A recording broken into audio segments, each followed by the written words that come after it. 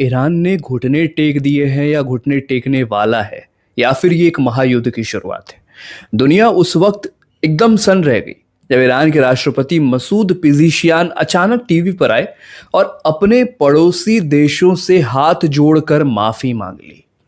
एक ऐसा देश जो अपनी कट्टरता और मिसाइलों के लिए जाना जाता है, उसके राष्ट्रपति का ये कहना कि हमसे गलती हो गई, आप सब हमारे भाई हैं, किसी बड़े तूफान के आने से पहले की शांति जैसा नहीं लग रहा है आपको? 7 मार्च की सुबह जब दुनिया की आंखें खुली तो हेडलाइन में ईरान की ये कूटनीतिक चाल छाई हुई थी। पिज़ेशियान ने साफ कहा कि उनका इरादा अपने पड़ोसियों पर हमला करने का कभी नहीं था, लेकिन ये माफी सिर्फ शब्दों का खेल नहीं है।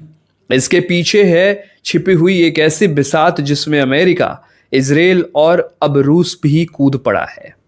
ईरान की सत्ता अब एक 3 मेंबर काउंसिल चला रही है, जिसने सेना को सख्त आदेश दिए हैं कि अब बिना वजह किसी पड़ोसी देश पर मिसाइल नहीं चलेंगे। लेकिन शर्त यह है कि उन देशों की जमीन का इस्तेमाल ईरान के खिलाफ नहीं होना चाहिए। ये सब तब हो रहा है जब जंग अपने 8वें दिन में है और हालात बद से बदतर होते जा रहे हैं। तेहरान के आसमान में धुएं के गुबार हैं और मेहराबाद एयरपोर्ट धमाकों से दहल उठा है। इजराइल ने अपने 80 से ज्यादा फाइटर जेट्स हवा में उतार दिए हैं, लेकिन असली खेल तो पर्दे के पीछे चल रहा है। खबर आ रही है कि इस लड़ाई में रूस की इनडायरेक्ट एंट्री हो गई है।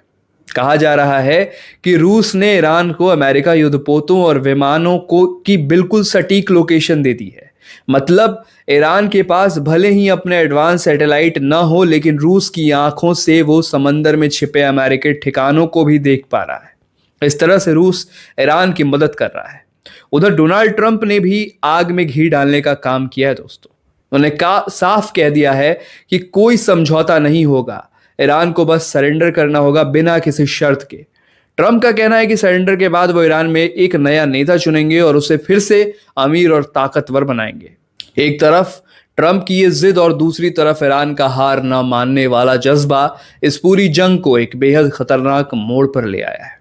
सिर्फ रूस ही नहीं, इस लड़ाई में यूक्रेन का नाम भी जुड़ गया है। अमेरिका ने ईरान के घातक शहीद ड्रोनों से बचने के लिए यूक्रेन से मदद मांगी है। ज़ेलेंस्की ने भी कह दिया है कि उनके एक्सपर्ट्स अमेरिका की सुरक्षा के लिए वहां पहुंच रहे हैं। सोचिए, एक तरफ मिडिल ईस्ट सुलग रहा है और दूसरी तरफ दुनिया की महाशक्तियां, सुपर पावर्स इसे अपनी तकनीक और ताकत की लैब बना चुकी हैं। ईरान अब उन रडार सिस्टम को निशाना बना रहा है जो लंबी दूरी के हमलों को भांप लेते हैं। एक सोची समझी रणनीति है ताकि अमेरिका के कमांड सेंटर को अंधा किया जा सके। पिज़ेशियान की माफी और ट्रंप की धमकी के बीच अब गेंद खाड़ी देशों के पाले में है। क्या ये देश ईरान की बात मानकर पीछे हटेंगे या अमेरिका के साथ मिलकर इस जंग को और बड़ा बनाएंगे? आज पूरी दुनिया की नजरें इस बात पर है कि क्या ये माफी शांति का रास्ता खोलेगी या किसी और भी बड़े विनाश का संकेत बन के हमारे सामने आएगी। आपको क्या लगता है? अपने राय हमें कमेंट बॉक्स में जरूर दीजिएगा और जाते जाते इस चैनल को सब्सक्राइब जरूर कीजिएगा। धन्यवाद।